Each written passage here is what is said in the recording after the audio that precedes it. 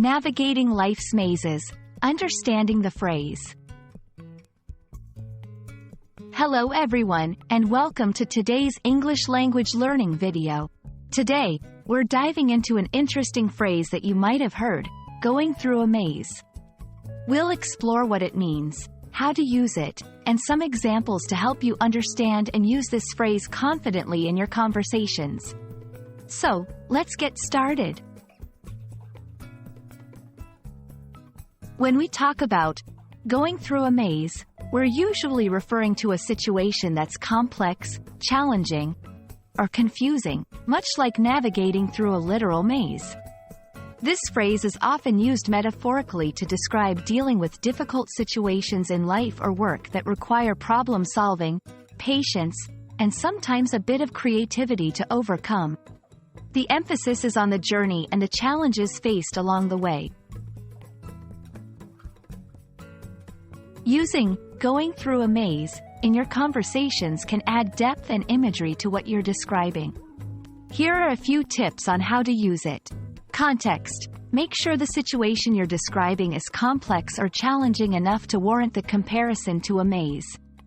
Emotion.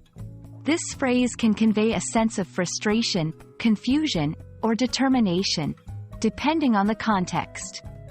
Be mindful of the emotion you want to express. Verb tenses. You can adjust the tense based on the situation. For example, I'm going through a maze for current challenges, or they went through a maze for past experiences. Let's look at some examples to see how going through a maze can be used. Starting this new job felt like going through a maze, with all the new processes and systems I had to learn. She's been going through a maze trying to get her visa approved, dealing with one complication after another.